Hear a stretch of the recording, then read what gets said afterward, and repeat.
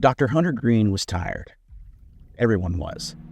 This adventure was taking more of a toll on his body than he expected. As a research nerd that spends most of his time behind his computer at the university, he knew he didn't belong here amongst these hardened soldiers.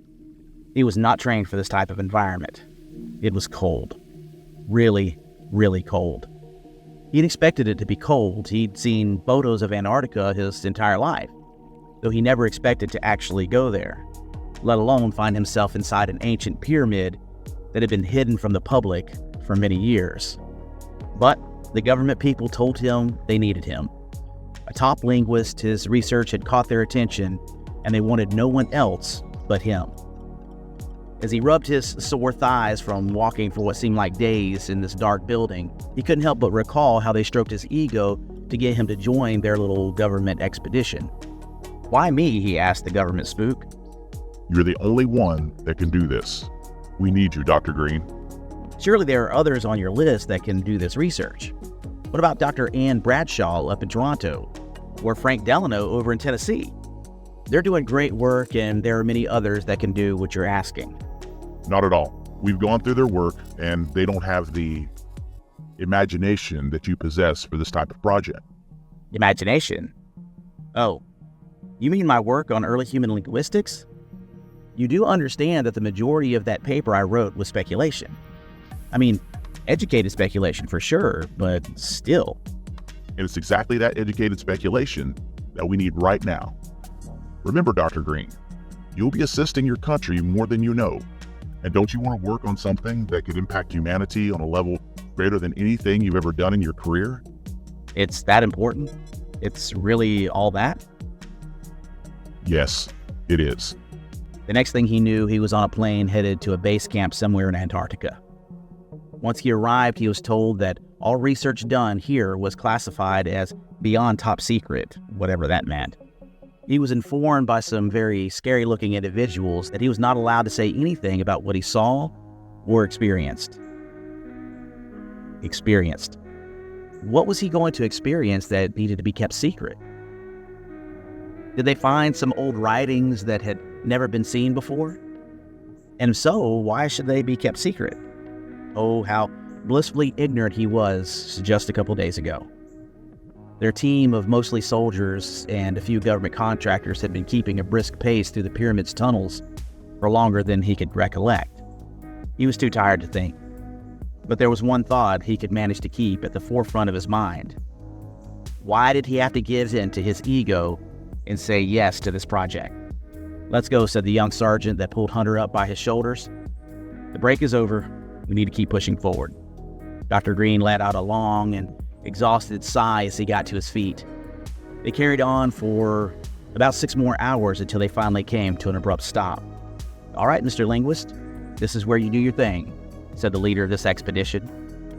Hunter would have loved to have known his name, but apparently that wasn't done around here. No names. They were just called Blue Team. There was Blue Team Leader, Blue 2, Blue 3, and so on.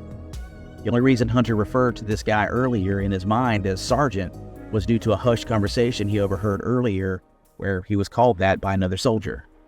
He had better hearing than most. He always thought that might have something to do with how good he was at his job, but who knows?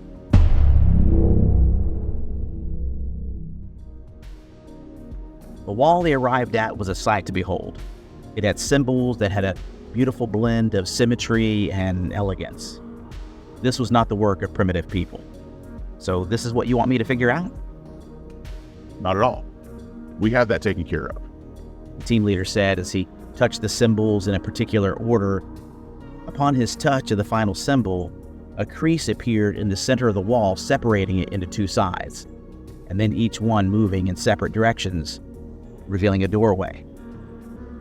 The entire team walked into a room that was illuminated by a strange light emanating from a cube that was sitting on a pedestal at the back wall. Everyone turned their lights off and acted like they'd done this before. Once the last man walked through the doorway, it slowly closed as if triggered by motion. "Just go over there and touch the cube," said Blue Leader. "What? Is that safe?" "Dr. Green, many people have touched that thing, including myself. My job is to keep you safe so you can do your job." Just touch the cube, do what you need to do. With his heart pounding so loudly he thought for sure everyone in the small room could hear it, Hunter walked over to the cube. The closer he got, he could feel a hum or vibration resonating through his body. What kind of technology was this? It didn't matter. He had a job to do. The sooner he did his job, the sooner he came back home, where it was warm and not weird. He enjoyed adventure. He even went skydiving once, but this was way more than he wanted. All because he followed his stupid ego. That was a lesson he was never going to forget. This place scared him, and he didn't know why. He hated it here. With a trembling hand, Hunter timidly touched cube.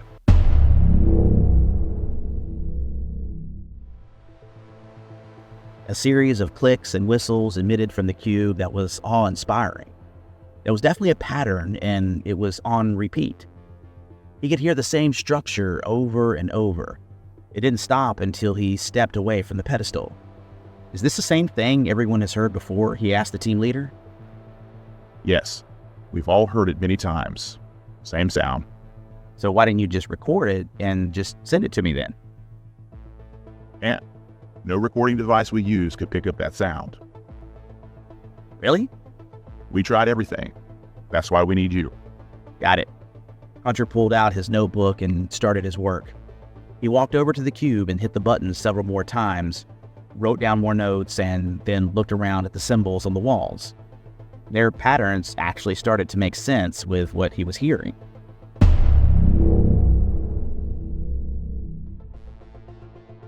It had been 4 days since they walked through those doors into this chamber.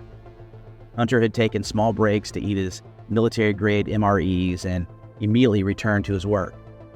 He was too busy to worry about the cramping of his legs and rear end from sitting on the floor the entire time without moving more than what was required for his basic biological necessities. And then also he moved from time to time to get a better vantage point of the symbols inside the room. It was all worth it. He had a real working pattern now. He cross-referenced the symbols and the sounds for the umpteenth time and started rigorously writing out the message. After he finished deciphering the code, Hunter couldn't believe what he was reading. This wasn't right. The code was repeating the date. But why? This didn't make any sense. After shaking his head and standing up, Hunter walked over to Blue Team Leader and told him he'd figured it out. Really? Said Blue Team Leader as he quickly made his way back to his feet. Yes, it's a date. All right, what's the date? That was odd. Blue Team Leader didn't even bat an eye at that revelation. It's like he knew it would be something like that. At this point, the entire team was on their feet and began packing everything up. With a little bit of hesitation, Dr. Green said, "It's March 15th, 20... Gotcha. Good deal, Mr. Green," he said as he pulled his sidearm out of his holster. "You've done a great job here, and I'm going to give you this gift in appreciation for your hard work. I'm going to tell you what that means, and then I'm going to do what I need to do." There was no smile on his face now. This was serious. That date is when these folks plan on returning. They're not from around here, I'll just tell you that. They've been here before and sent many messages since then. We just haven't been able to understand them. The rest is irrelevant. I think we can figure it out with the notes you've taken. It was only then that Hunter realized his notes had been picked up by Sergeant and were neatly folded in his hand. Sergeant wasn't smiling either. We believe they mean to restructure our society, to teach us how to behave and how to transcend to the next level of existence and evolution. That's not something our government is interested in, quite frankly. We only want the tech. We believe we can procure what we need when they arrive by acting the part. We'll be the gracious ambassadors we need to be, and then after we get what we want, we'll expel them from our planet. Hunter couldn't believe what he was hearing. This was all too much, too crazy. But here he was listening to what sounded like the ending of a horror movie. Maybe that's what this was. The ending of a horror story. His. That's all I'll say, Dr. Green. I feel like you deserve at least that. Hunter's blood ran cold as the rest of the team turned and walked out of the doorway. After the last man walked out, they were shut in. Just the two of them. All right, how do you want to do this? Do you want to be looking at it when it comes, or would you like to turn around? I'd like to see it coming. If he was going to have his life come to an end like this, he'd at least want Blue Team Leader to remember his face. To remember that he wasn't a coward and that he faced death with strength and fortitude. Maybe his defiant face would haunt him for the rest of his life. Very well. Respectable. Blue Team Leader raised his weapon to Hunter's head and squeezed the trigger.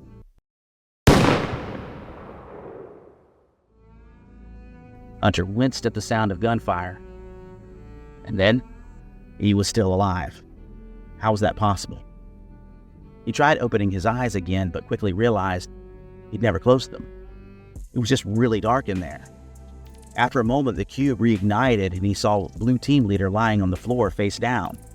There was another sound emanating from the cube. Hunter's mind could quickly translate the meaning this time. It said, "Murder is wrong. We are coming." Hunter didn't understand why, but he felt compelled to touch the cube again. His body was just doing the work without his mental input. He walked over to the cube and without hesitation, he placed his hand on the cube again.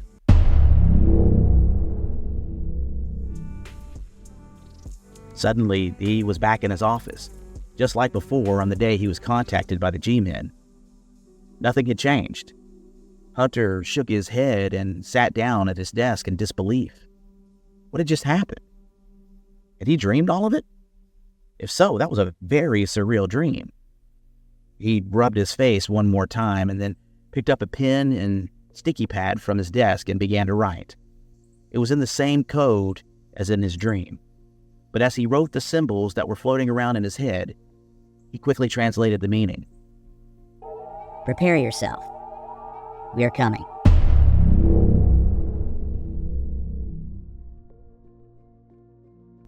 The icy expanse of Antarctica, a frozen wasteland at the southernmost tip of the globe, has long held a fascination for explorers and dreamers alike.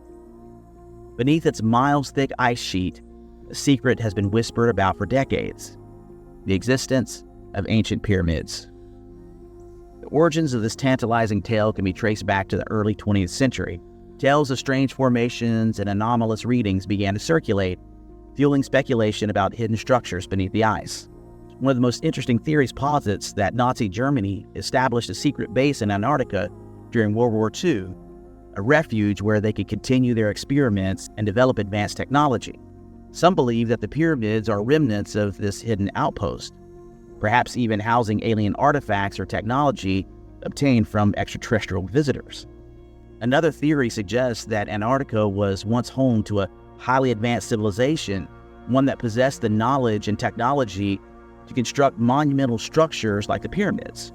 This idea is often supported by claims of ancient maps and texts that depict Antarctica as a temperate land, free from ice. However, these theories are met with skepticism from many scientists and historians. They argue that the alleged pyramids are likely natural formations, such as ice domes or volcanic peaks, that have been misinterpreted due to their unusual shapes or shadows. They say the same stuff about the moon and Mars, by the way. That'll be for another episode. Additionally, there's a lack of concrete evidence, such as artifacts or written records, to support the claim of an ancient civilization or Nazi presence in Antarctica. Despite the scientific skepticism, the allure of the Antarctic pyramids persists. The idea of a hidden civilization or secret technology lurking beneath the ice continues to captivate the imagination. As technology advances and our understanding of Antarctica grows, the truth behind the enigmatic mystery may one day be revealed. And so the mystery of the Antarctic pyramids endures. Is there truly a hidden civilization or secret technology buried beneath the ice? Or are these formations merely a product of our imaginations? Only time will tell. If you found this tale captivating, be sure to hit that like button and subscribe to the Lore Chronicles for more dark, twisted, and hopefully fascinating stories. Together we'll unravel the mysteries of the unknown, and we will see you next time.